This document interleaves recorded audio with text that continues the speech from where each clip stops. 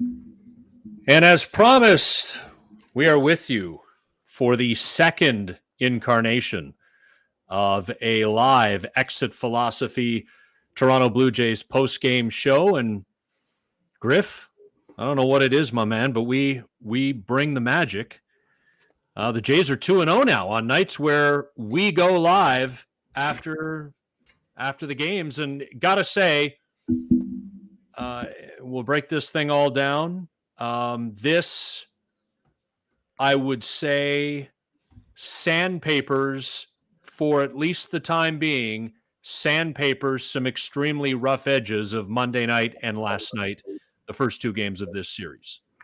Yeah, I would say without a doubt that this was the most important win moving forward, because there's always important wins in the early parts of the season, but this fan base was on the way out if they lose again and if they get swept. Remember what happened last September with the Texas Rangers. They came in and swept 4 games, and they outscored the Blue Jays 36-9 in a 4-game series. And everybody was done. Everybody was writing them off. But then it was the opposite of this year, where they then had the soft stretch of their schedule. And they got back into it, and they turned it around.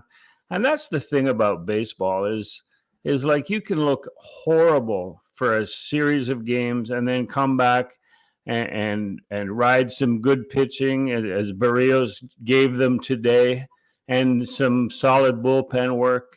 I mean, the bottom line is that every inning when these Orioles hitters come up, you're thinking that they're going to score runs. You're thinking that somebody's going to hit a line drive, somebody's going to hit one out of the park.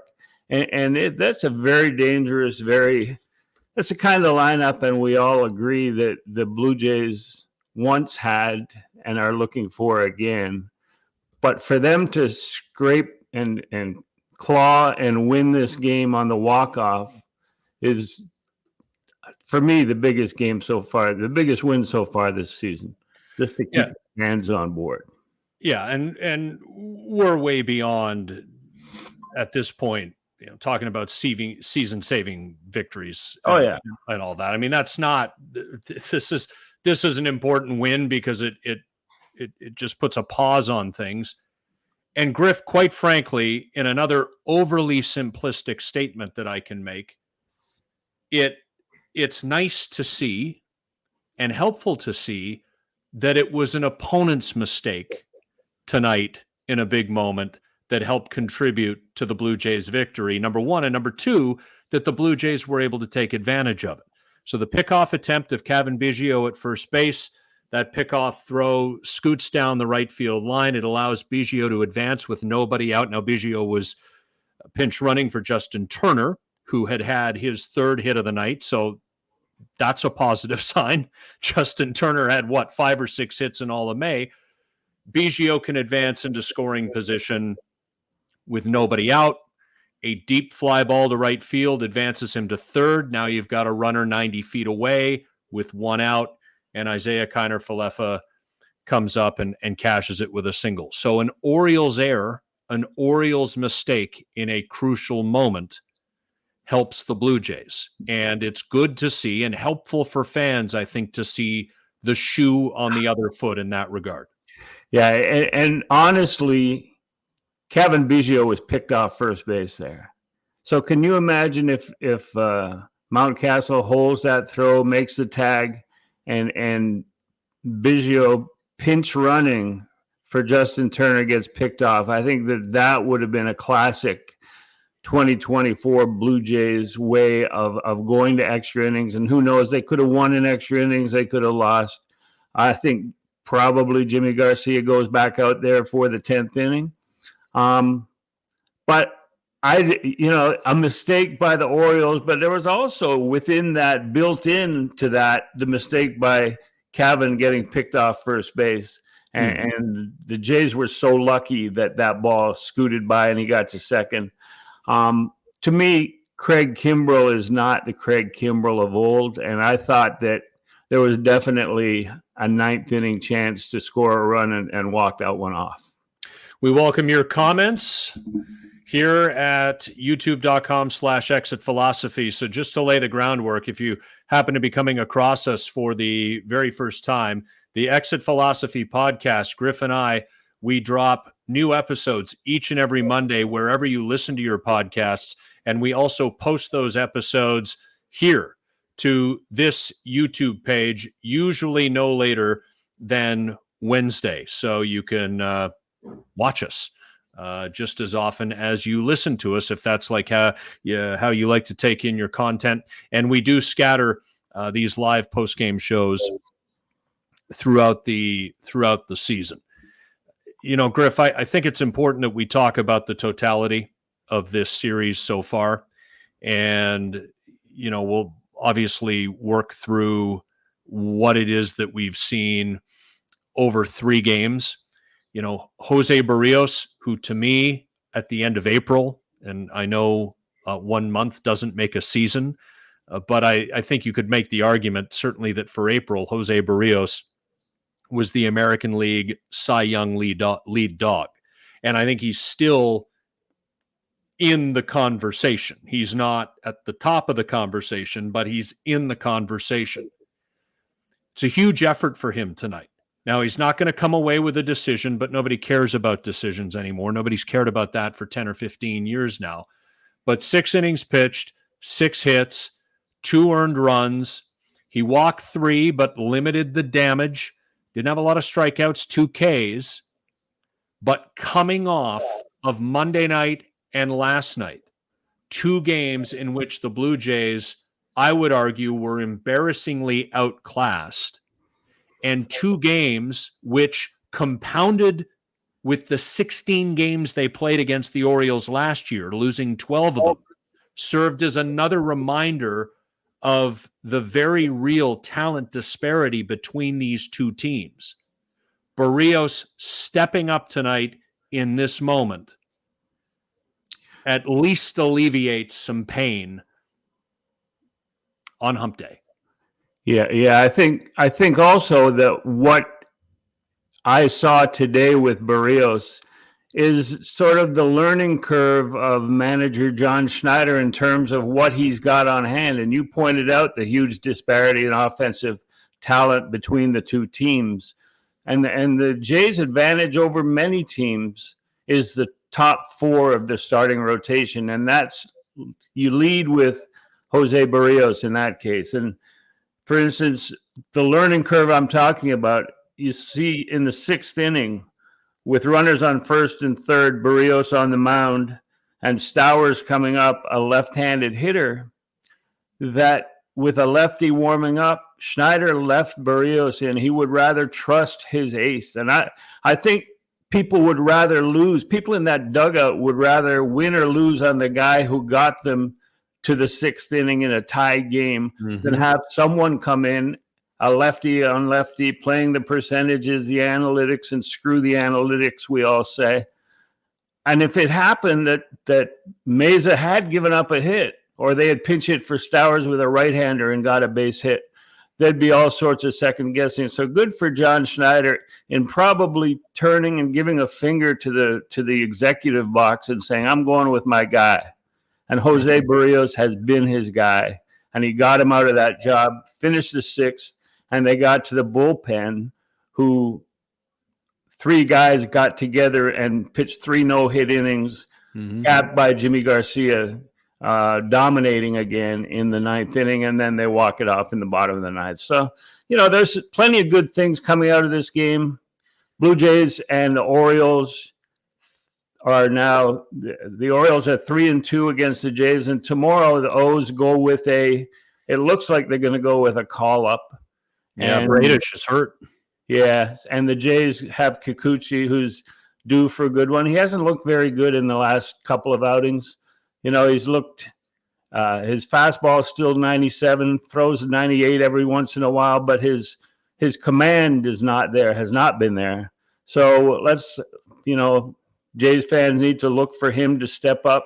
That dugout needs to look for Kikuchi to step up, because the starting 4 is what's going to keep the Blue Jays in any sort of contention for a wild card, because I think we're already seeing that they're not contenders to win the division, because if it's not the Orioles, then you got the Yankees to take care of, and the Yankees are part of that meat grinder of a June schedule that we'll see all of these contenders and see how the Jays stack up. But they need to rely on those top 4 guys and maybe cobble together a 5th starter spot.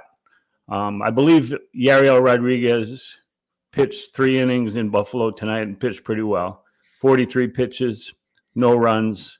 So whether he gets another start and then comes up after that and they go with a bullpen day on the 5th starter day, we'll see. But it looks like he's close to coming up and at least giving them 3 innings in that mix of relievers that they're going to have to use in replacing Manoah.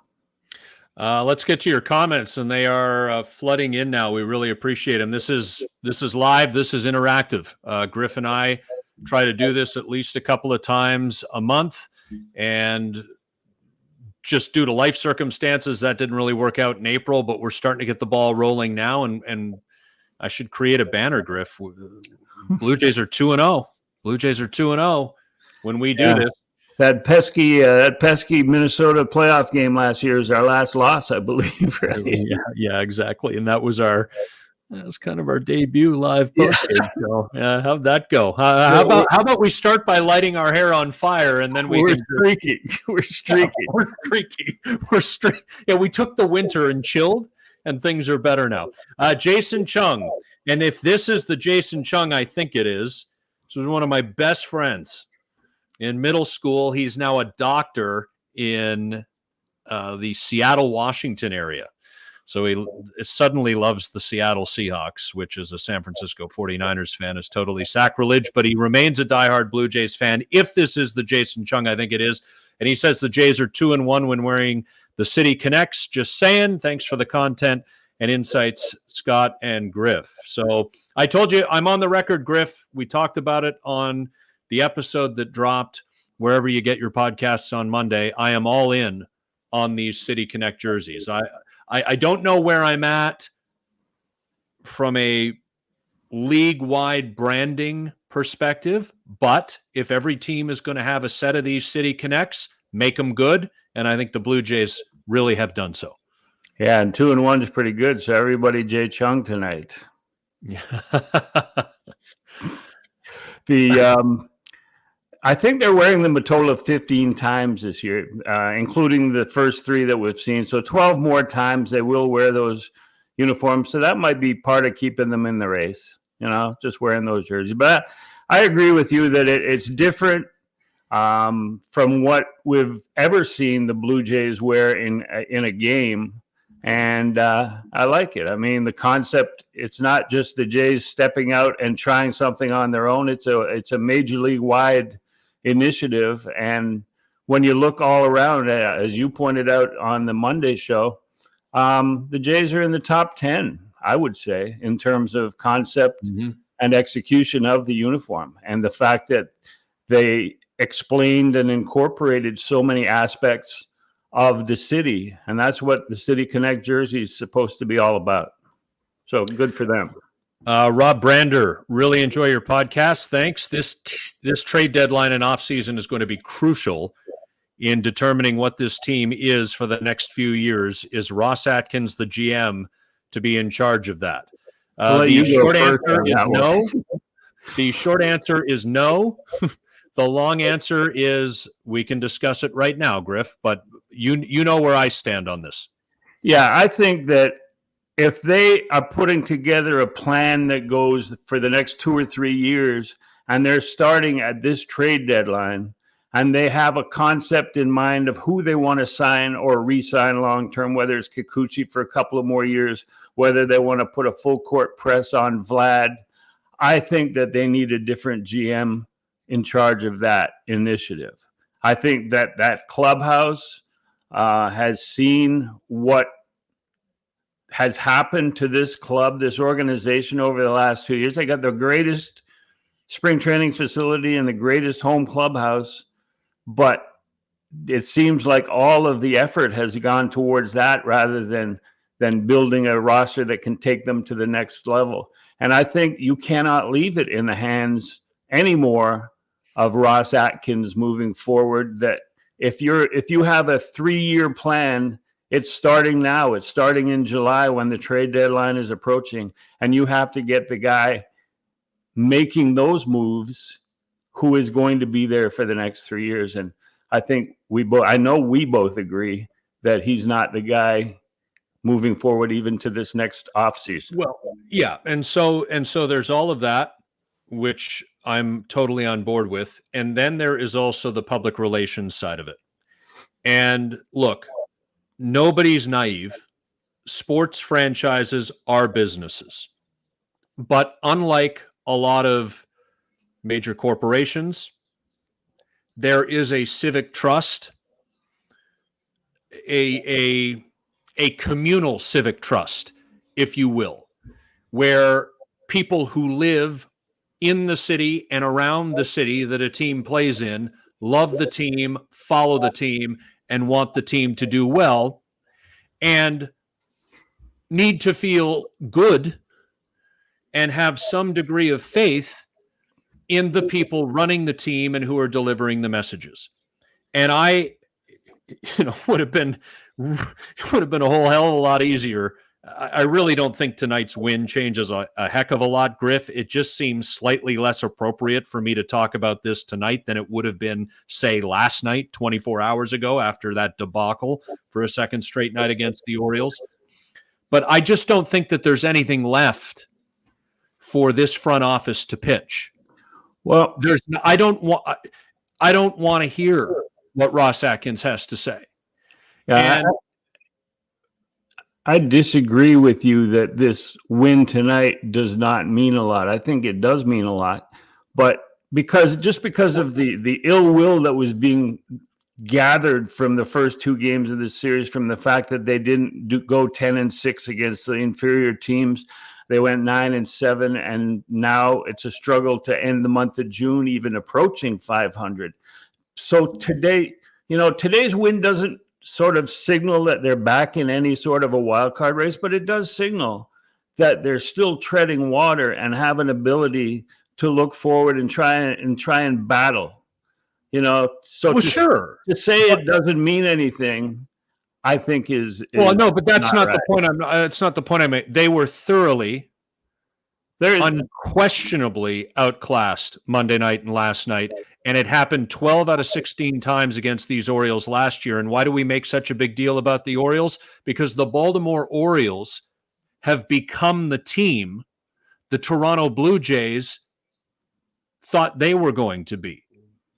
And they also play in the same division. So you see them a lot. And every time the Orioles dismantle the Blue Jays in a baseball game, you sit there and you go to yourself, like, there's no airflow in this room. It's like the window closed before it even opened. And what's happened here? And, these guys got up last fall and made some hullabaloo about how their process, and they're religious for their process, how their process doesn't work, how it's taken them 8 years to realize we don't know how to communicate data to our players.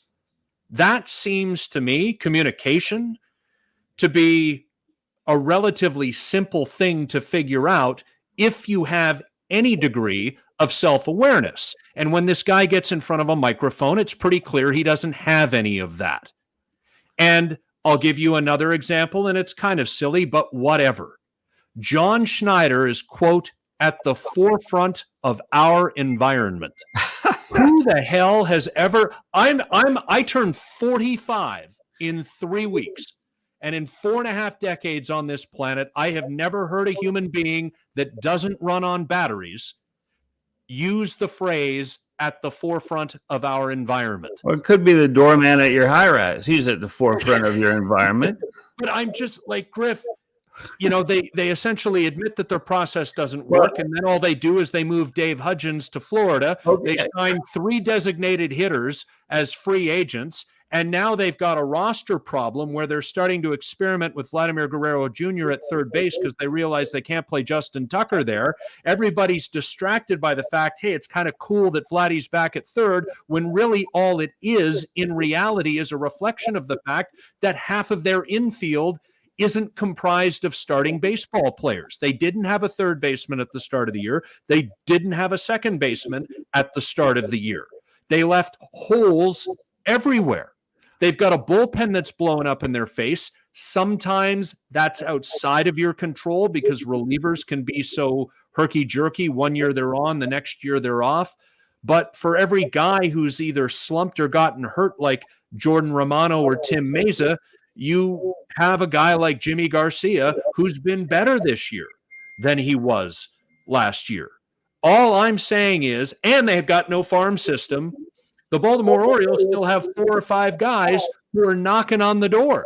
Jackson Holliday. Yeah, but that's not going to help them this year unless there's an injury. I mean, the Blue Jays have used just 15 position players, and that's the second fewest in baseball because their farm system isn't producing guys that can come up and step in or that are knocking at the door like other organizations have had. You know, you look at the Orioles, and they had Jackson Holliday up for a while and sent him back because they had more guys like that.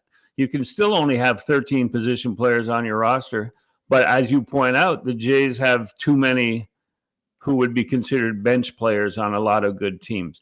But to me, the great thing about baseball is that there is an opportunity for underdog teams. Everybody who's seen these 3 games knows that the Orioles are a better hitting team than the Blue Jays are ever going to be in 2024. But it doesn't mean that the Blue Jays can't, if they gather it together and they find some answers, they can't squeak in as a wild card at some point. I'm not saying they will, but I'm making the point that just because one team is far superior to another doesn't mean that they don't have a chance. You just look at the postseason last year. Who would have thought the Arizona Diamondbacks would be going to the World Series or that the Texas Rangers would win the World Series?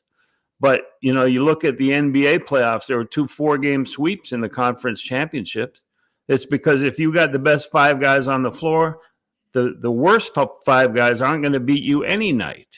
But in baseball, it's your starting pitcher. It's someone stepping up in the bullpen. It's someone coming up with a big hit.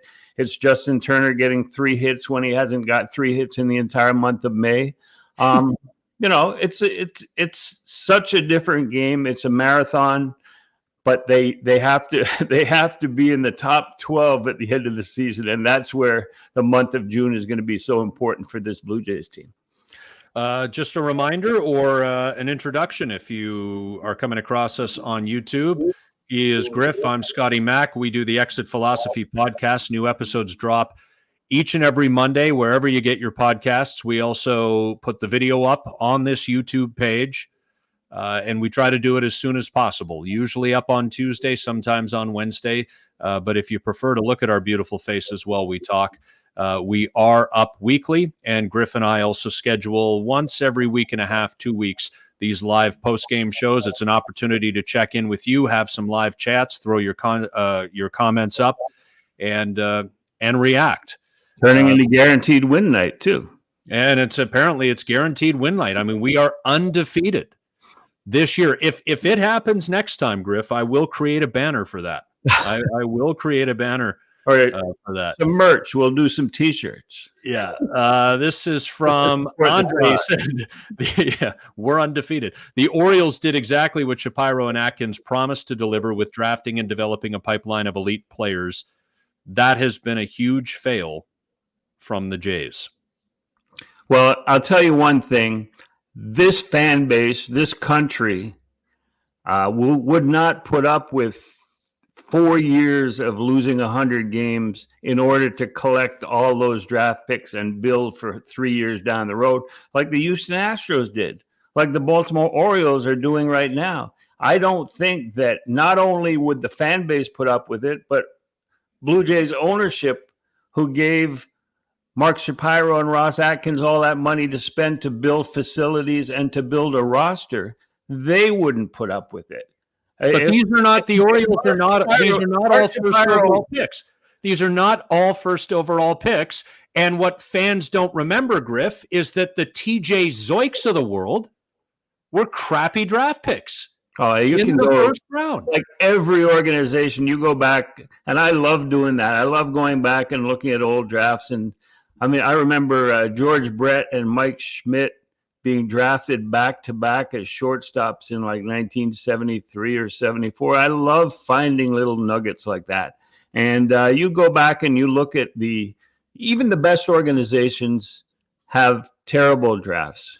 Going back years and years, you look at the first 5 rounds, and you know, maybe one of their top 5 picks made it to the major leagues, but yet they're considered a great organization. So looking at TJ Zoik, I wouldn't say that that's an example of. Well, let's go through their first round picks then, because there's something wrong. There's either something wrong with the scouting leading to the draft or the developing of the players. They've got the flashy facility, but I don't know what's going on with the humans, because they haven't had a minor league pipeline significant enough post Vladdy and Bo, and that's inarguable. And not all of the Baltimore Orioles' young stud players are first overall draft picks. Well, the Jays did roll the dice and trade Austin Martin and Simeon Woods Richardson, both high draft picks. Well, they got Woods Richardson from the Mets, but Austin Martin was like a 5th overall, 6th overall, and they rolled the dice and traded him to get Barrios. And I think they've made other deals from the top levels of the farm system in order to help immediately. And I think that the pressure is on this organization not to put a great team on the field in Buffalo or New Hampshire, but to put a good team on the field at Rogers Center. And I think that's different from some other organizations who haven't sunk all that money into sort of generating income from their facility at the major league level. And this team is not going to rebuild, and they're not going to wait for top farm system. Well, you're saying they don't have top farm system prospects, but it's a fact that the Orioles and the Astros built by finishing by losing 100 games 3 or 4 years in a row. Yeah. I don't care how many of their guys now, but the second round they have a higher pick, the third round they have a higher pick, the fourth round they have a higher pick than every other organization because they had it in the first round. Right, so, but Griff, the Jays, and if you talk to people who were on the staff of the 2017 team, they felt abandoned by their front office. So the teardown, they felt they had whether they did or they didn't, they felt they had a shot at a wild card spot in 2017, and they didn't feel they were properly supported in the acquiring of players at the trade deadline. So it is fair to say the teardown slowly but surely began in 2017. 2018, meh. 2019 was a 95-loss season, and 2020 was completely interrupted by COVID, and they ended up 2 games over 500 in a 60-game season, and we both know that over 162 games, had 2020 been a regular year, the Blue Jays would have finished under 500. They did not have the legs like the 2013 Toronto Maple Leafs who made the playoffs. Yeah, but it was 4-1 game. That was a 48-game season. They wouldn't have made the playoffs in an 82-game season. So my point is they did tear it down. Yeah, let's not forget that in 2019, they, in the space of the first 4 months of the season, promoted Kevin Biggio, promoted Vlad Guerrero Jr., and Bo Bichette. So they had those 3 guys. So even though they lost 95 and their PR guys sucked, clearly. That was me. Oh, I'm thinking also that maybe I'm defending their farm system and their scouting so much because my son Pat is a scout for the Blue Jays. Maybe that's a factor. Yeah, I am not. Yeah. Hey, what are you talking about? You take that back. I am not crapping on Pat. Not at all. But what I'm saying is that the talent disparity is apparent right now. And there's no doubt. It's an important win tonight, Griff, and Tim Mesa could have come in and done what he's done a lot this year and given up a couple of runs, and the Jays could have lost, and then, oh boy, how bad would it have been? That didn't happen. So it is an important win. It gives them an opportunity to split this series and head west to Oakland against a beatable Oakland team, feeling pretty good about themselves. But they've got to get the job done tomorrow, especially if they're facing a kid, because Kyle Bradish is injured and won't pitch. Yeah. I think what they have to do, well, I think they're already starting to do that, is that they can't, for instance, tomorrow, a 1:00 game after 2 night games, and then a flight to the West Coast. They cannot decide that they're going to give some people a rest on the day game because there's a long flight coming up. No, they got it. They're, I don't want to use the cliche too often, but their backs are now to the wall every day. And so they can't be they can't be using load management per se. If a guy's banged up a little bit, sit him down. But if he's healthy and he's one of your best hitters, then you got to have him in the lineup. One of your best defenders, you got to have him in the lineup late. But we'll see what their lineup is tomorrow. It's a good pitching matchup with Kikuchi going against their call-up. And yeah, so they do have a chance to escape to the West Coast with a split of the 4-game series, which would be more than anyone thought after the Tuesday game. Anonymous YouTube user wants to know, who do you think is the team MVP so far, if any? I'm going with Griff. I'll nominate 2, and I'm not three. Okay, who are your 2? Well, for me, it's Barrios or Jimmy Garcia. There's no offensive player worth discussing. Yeah, I would have gone Jimmy Garcia 1, which really is an indictment of the entire team. When you look at what was a middle reliever is now the closer, and now a guy that still pitches in the most important part of the game, whether he's closing or not.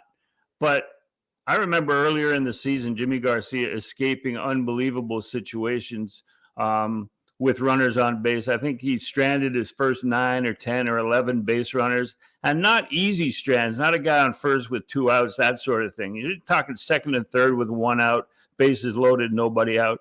And to me, without him, this thing, I know he gave up 2 runs to tie a game, and then they lost that game. But that's the only one in which he can hold any responsibility for a loss. Jose Barrios, because he has been the guy who, like tonight, steps up when they need a win, when they need a solid 6 innings or 7 innings, and he steps up, and he's the man in that room in terms of stopping bad things from continuing. So those 2 guys. I was going to give 1 offensive player to Davis Schneider as a bronze medal winner, but that's because there's not much competition offensively, and yeah, but he deserves some recognition for being the guy, the only guy who's really stepped up. Yeah, I mean, I suppose you could throw some love Dalton Varsho's way if it was close to Christmas and you wanted to throw him a present, but I mean. Yeah, no, his defense has been sublime. I mean, he's saved a bunch of runs out that way, but he's still, he set himself a low bar last year for people to say, well, he's really stepped up because he had not high. He didn't have to get too high to eclipse what he did last year, especially when people were comparing the fact that Gabby Moreno and Lourdes went to the World Series. Keep those comments coming in. We are live after the Blue Jays 3-2 walk-off win over the Orioles down at the Dome tonight. Griff and Scotty Mac, and we are with you each and every Monday on the Exit Philosophy podcast. That's when we drop new episodes, and a couple times a month we try to do these live post-game shows right here on our YouTube channel. Just get an opportunity to talk to you, respond to your questions, take on your comments. It's been a lively conversation. Let's go back to Rob here. I like this topic. I've yet to hear a coherent explanation about how Vlad hit 48 home runs in 2021 and now is on pace to hit 18. What exactly do you think has happened? Surely it's an identifiable mechanical issue. Well, I'm no hitting coach, Griff, but I think I said on one of our recent episodes of Exit Philosophy, I said, Josh Donaldson married a local girl. He's in town every now and then. I would be texting him and saying, hey, dude, can we go have a coffee? Because we got to talk a little launch angle. Because there's no argument, Griff. Vladdy is still ripping the piss out of the baseball. The problem is it's often on the ground or it's hard hit line drives. He's having a good year offensively. Go to Baseball Reference. Look at his OPS plus. He's having a good year. The problem is this team needs him to be more than a singles hitter. Yeah, Scotty Mac, I think that your suggestion with Donaldson, that's just what this team needs. Another hitting coach. That would be like... I am being a little facetious. That'd be like 6. Although, Griff, if Donaldson was anywhere around that stadium and happened to bump into Ross, I'd pay to be a fly on that wall. Wait a second. I was there on opening day, the home opener, and Ross was giving Donaldson the tour. We were down in the tunnel, and he was walking by, and he had just showed him the lounge and the parts of the new facility that served the players. And as Mark DeRosa said, that's just too much. But, it's, hey, Josh, this is what you didn't get. Okay, this is what we now have, but you didn't get when you were here. But yeah, they were fine. They looked like long lost buddies, Mm-hmm. So I don't know what you're talking about. Okay. All right. Long lost. However, in terms of Vlad, I'm sure it was totally comfortable. In terms of Vlad, there's a stat that I sort of, you know how much I love exit velocity. There's an EV50, which measures the top 50% of every hitter's exit velocities and averages them. And Vlad is like in the top 5 all the time at 105 point something, with Stanton, with Judge, with Soto, with all the guys, the usual suspects that all have like 15 to 20 home runs, of course. So in terms of, can Vlad get more than 18 that he's projected for? I say that Vlad clears the 30 home run barrier this year. That's my prediction. And, it's not 48, but he's playing every game in a major league ballpark instead of like he did in that 48 home run season. So yeah, I'm saying that because of the consistency of his exit velocity, if he just finds a way to get that launch angle up in a 27 to 32 degree range, that his home run stroke will be back. Do you think there's anything to the reconfigured stadium? I mean, it's still a circular bowl. I mean, the heights of the walls and all that have changed. You and I aren't here to talk about meteorology and barometric pressure, but I'm. Is there anything to this notion that maybe some of the changes have knocked some balls down a little bit? I'm not sure. I think the ball carries well down the lines. And I like the fact that you don't get as many balls bouncing over the fence for ground rule doubles. I like the fact that you get balls hitting once and then high off the wall, and you get runners able to go first to home rather than being stopped at third base. I'm not sure that that the swirling winds have changed, because when you take the roof back, all of this new construction, I think that's all bullshit to me. But okay, well, we should check. What nights?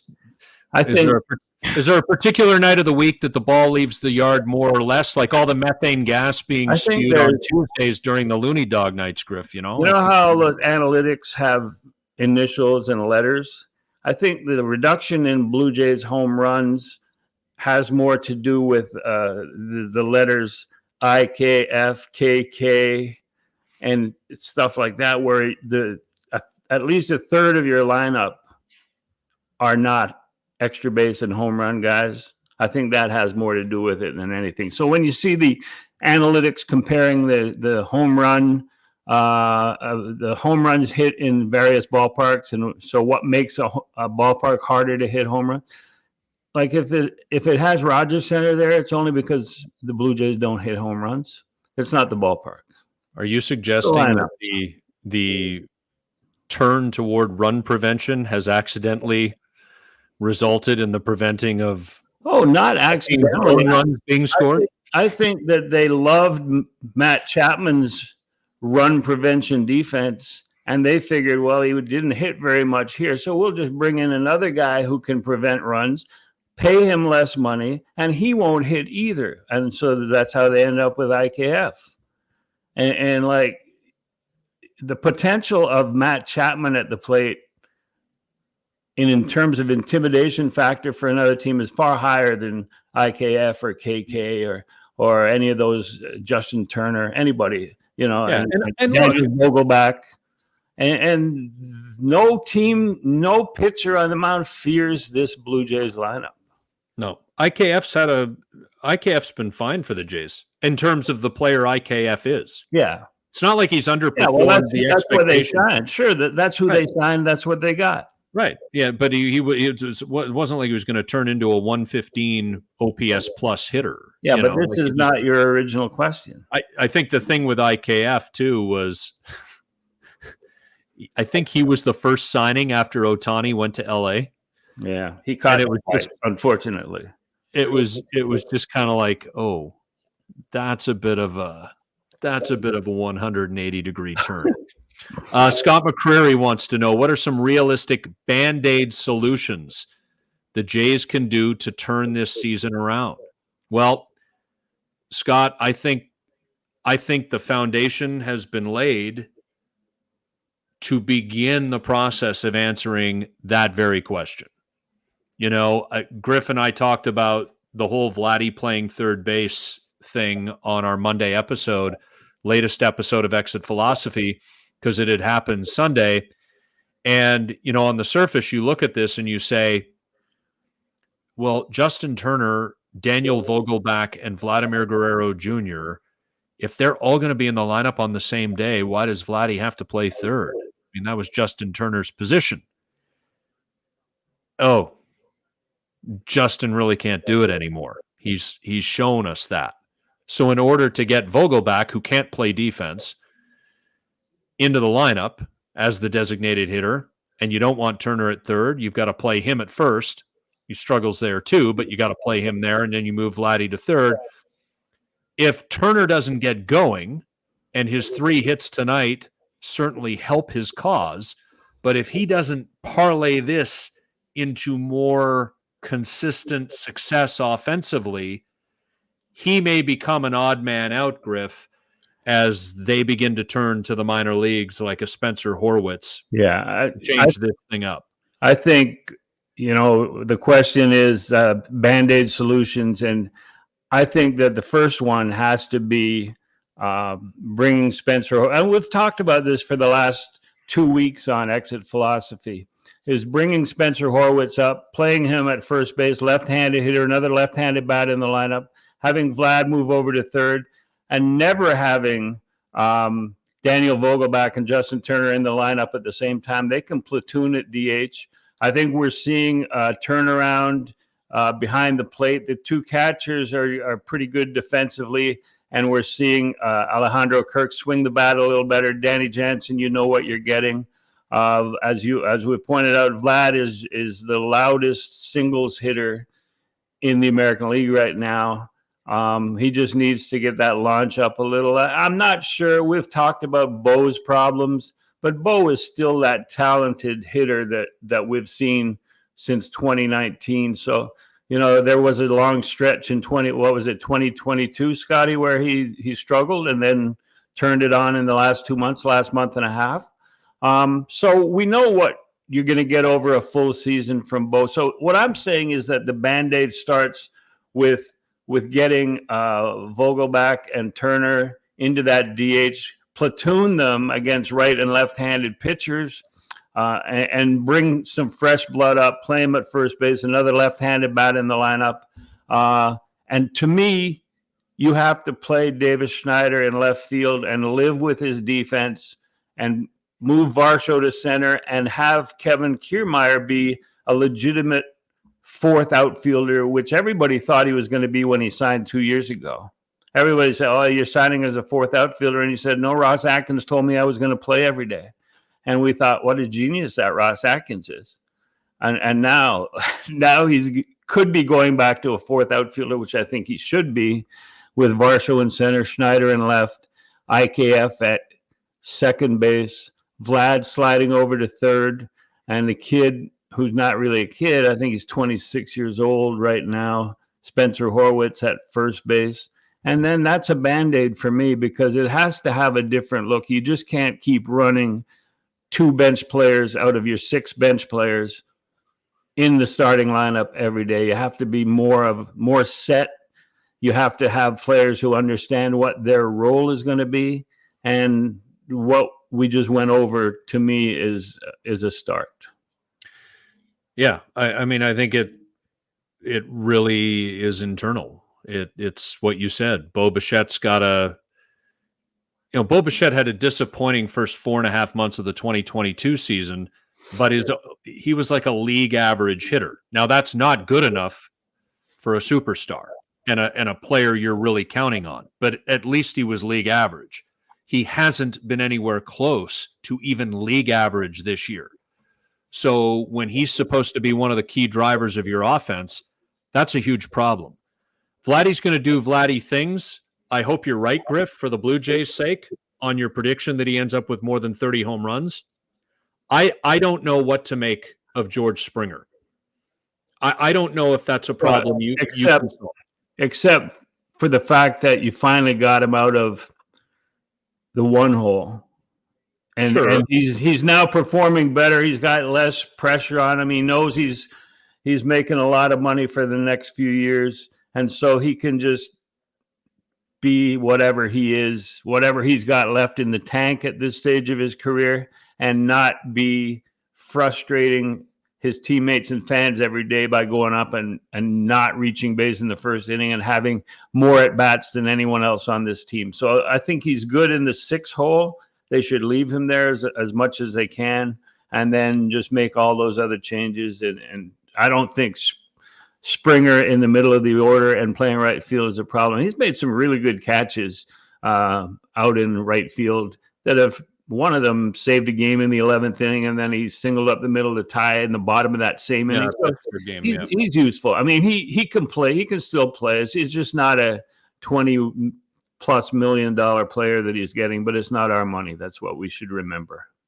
Right. But I know baseball's a little different. People always say in hockey, it's not our money. Why do you care? Well, but there's a hard salary cap. Yeah, salary cap. There's a hard salary cap, and if you spend the money improperly, you're going to have a bad team. In the very same way, I mean, this is a team that's exceeded the luxury tax threshold, and I can't imagine ownership is going to be thrilled with sub 500 results for a $240 million plus payroll. I mean, and why should ownership be okay with that? The other thing, Griff, is, Scott's question is to do with Band-Aids. If they hang around and determined by mid to late July that they're going to take a run at a wild card spot, I would imagine the bullpen will need enhancement based on what we've seen. That's very clear. And the other thing is they're kind of skating on a real fine line right now in that starting rotation. They are an injury to Kevin Gausman, Jose Barrios, Yusei Kikuchi away, or Chris Bassett, from real trouble. However, real trouble. And I'm not saying you go get an ace. Yeah, but just before you go on, I mean, the one aspect of this 26-man roster that they paid attention to was finding 4 starting pitchers who had track records of taking the ball every 5th day. I mean, to me, one of the most amazing stats is that Berríos has never missed a start in 8 years. He takes the ball every 5th day. He never walks off the mound. He never pulls a hamstring. He never, that is an amazing aspect of his career. And he's surrounded by guys like that. So for us to say, well, they're just borderline if one of those guys goes down, well, the reason they were signed and brought in is because they have been reliable. And I know what I'm saying, Griff, is they don't have 5 right now. Yeah. Well, nobody ever said that Manoah was part of that group of durable guys. Correct. He's not. Correct. But what do they have beyond that? They've got Yariel Rodriguez, who hasn't pitched.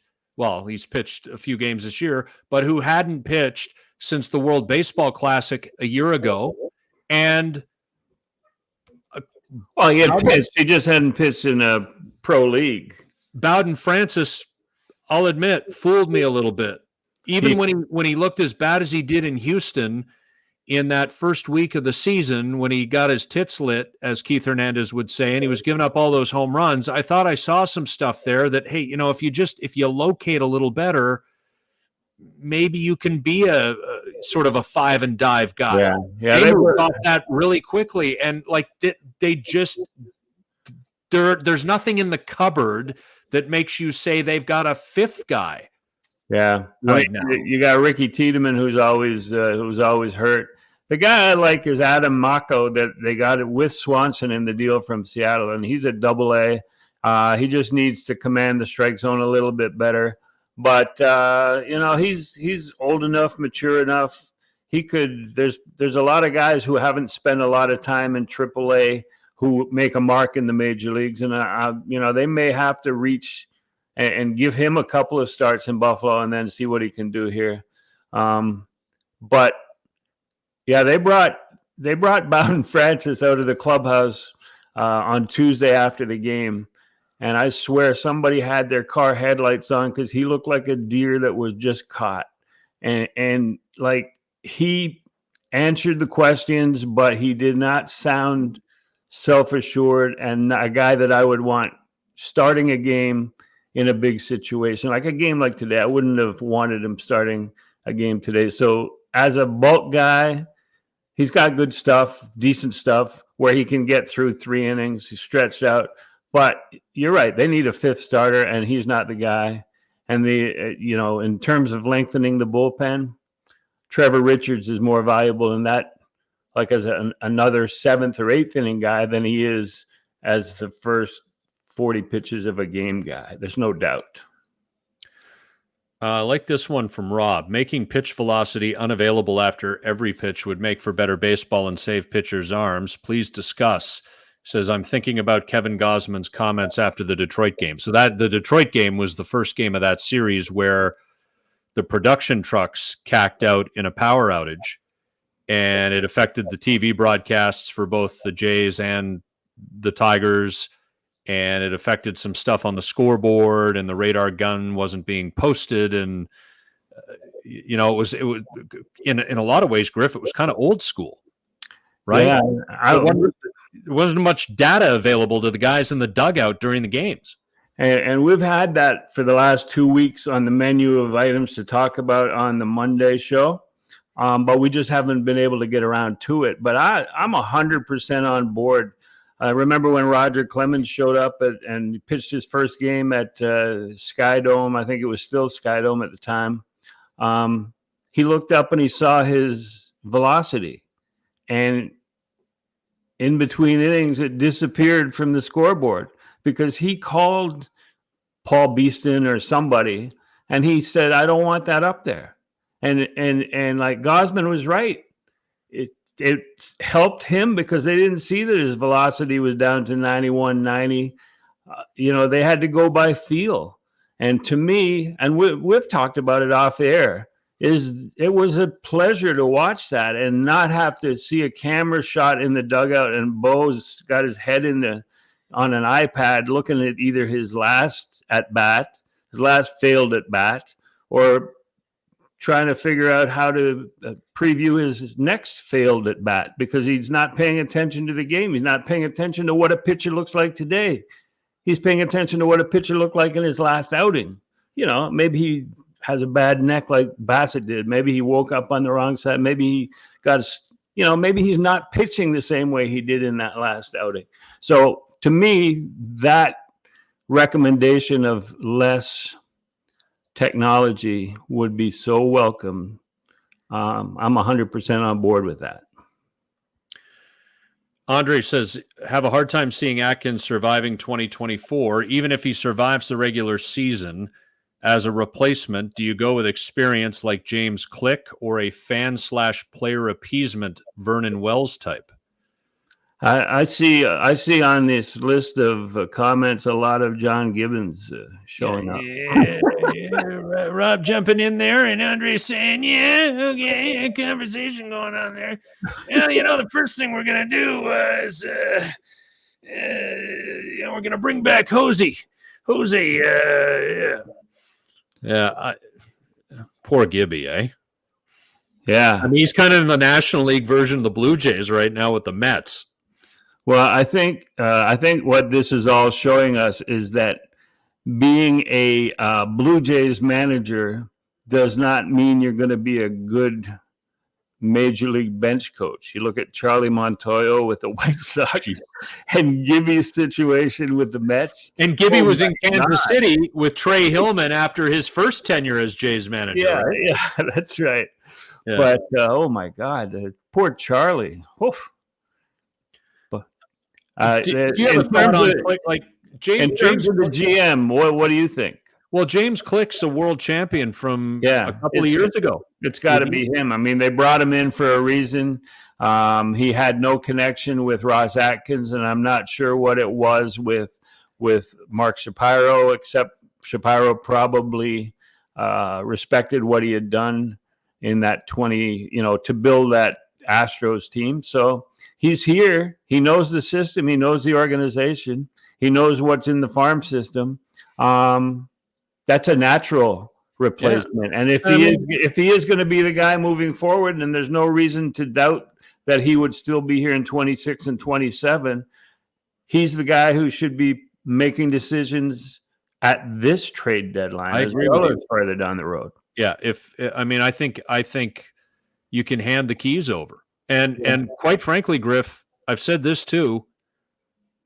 It's time for the president to get more involved. If this is his responsibility, these are his employees. He does have a baseball background, and I don't think anybody's interested anymore in this. Mark Shapiro sort of lives 30,000 feet above all of this. The stadium's been renovated. The player development facility is completed. He signs off on baseball moves. You got to own this, man. I think he's the one that goes up the street into Rogers corporate headquarters and gives the reports on this organization. And as you point out, everything business-wise, or most of the business projects that he had, the player development complex and the renovations here, have been accomplished. And they were expensive, but they've been accomplished and they look good, and the critical reception is good. So Rogers needs to be the one to push him in that direction. They need to say, okay, now, buddy, this is your situation. You've created this. Get us out of it. And if it involves, there's plenty of throwing under the bus been going on in this organization since Minnesota. Why not throw one more guy under the bus? Plenty of room. I mean, I've been told, I'm sure you've heard it too, that it is a pretty good gig. It's a pretty good gig, Griff, because, I mean, you're reporting to the chair, Edward Rogers, and you are reporting to that board of directors, and these are not baseball people. So your role as president, or if your title happens to be vice president of baseball ops, but you've got a direct line or whatever the case may be, and Mark Shapiro's title is president and CEO, it's essentially make budget. Now, the chair and the board at some point, whether it's soon, whether it's later, may move on from you if the on-field results aren't there and the public sentiment is clear. But it's not like the Rogers board is full of baseball people. Yeah. I mean, this isn't Cito Gaston and Pat Gillick aren't sitting on the board of Rogers Communications. These are not people who know baseball. It's like, so Mark can walk in, say all the fancy words, and Bob's your uncle. It's like Paul Beeston says all the time when they won in 92 and 93 and we're building towards that. He said that Pat Gillick and I just sat there and we went to ownership and we told them what we wanted and they said, okay, because they didn't know anything. And it was like Pat and I owned the team, and then he would laugh, and pretty much when your ownership isn't hands-on, but has a lot of money, it is like you own the team. And it's, like it is time for Mark Shapiro to step up and take pride in what's on the field and say, hey, I'm going to have a lot of empty seats and unsold inventory if we don't correct the situation in the clubhouse. Griff, this is the thing. It gets back to what I was talking about earlier, how professional sports teams and franchises, we understand, are businesses. The name of the game is money. The name of the game is revenue. But I will go to my grave believing there is a civic, communal, public trust, because it doesn't matter what your background is, your socioeconomic status is. It doesn't matter what you do for a living. If you love sports and you love a particular sports team, you are in the same boat as someone else who loves that team. It's a great unifier. I mean, why is Maple Leaf Square or Jurassic Park or whatever they're calling the oil patch in Edmonton right now jammed up with human beings in the middle of the city outside of the arena watching on the big board? Because sports brings people together. And,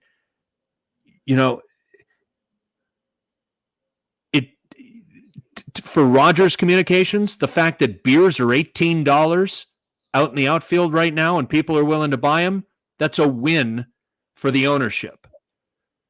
But for the fans, if you want them to continue to go to the games and buy those $18 beers, you got to win baseball games. Well, it also translates to the fact that Rogers has across Canada customers for their services, for their wireless, for their cable, for their whatever. And that's ill will if they don't do something about a team or a sports franchise that all of these people who are their customers in other areas care about. To me, I agree with you 100% that team sports and loyalty to your team is one of the most important societal aspects of North America that we have. Like, how great is it for cities all around North America that people around the rest of the continent see their skyline before a hockey game or before a baseball game, or get to see their city, or have people talking about what you can do, or have people coming down from Alberta and BC to Seattle. Amazing. It's crazy.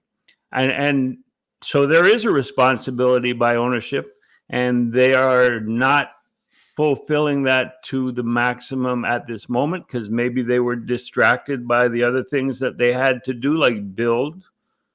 But now that they've built it, will they come? Anonymous YouTube user, Griff, don't know if you have any insight on this from being at some of the games and press conferences, but what's the vibe in the clubhouse? I loved the vibe in smaller, less ostentatious clubhouses of the past, because you'd go in and there'd be groups of guys playing cards at the table. This is at 2:33 in the afternoon. They would see their schedule on the wall and they would all go out to the field together. But in the meantime, they're in the clubhouse proper, the main clubhouse, playing cards, talking, whatever, but building a bond among this group that's together from the beginning of February till October. It's a family bond. But in this clubhouse, you're asking the vibe in the clubhouse. In this clubhouse, you have so many rooms. It's so huge. It's so luxurious. You have guys that like to go to the weight room. You got 2 batting cages. You got a lounge. You got a game room with Papa's Shot, and you got like I don't even know what some of the games are. You know, they might be stealing cars or something. I don't know. What's that game? I have no idea.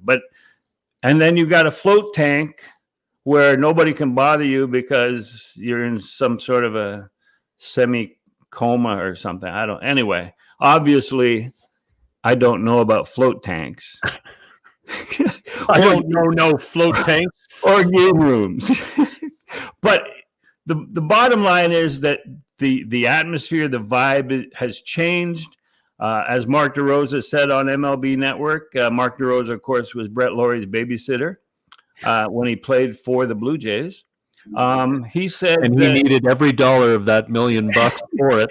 He said that you cannot go, and the first time you talk to your teammates is in the dugout just as the game is about to start. That's not a good, healthy sign for a major league team or any professional sports team. And that's what's happening. To me, that's what's happening with this group. You have more cliques of 3 or 4 guys hanging around, but you have no group of 10, 12, every pitcher, every position, but it just doesn't happen. And I'm disappointed in that.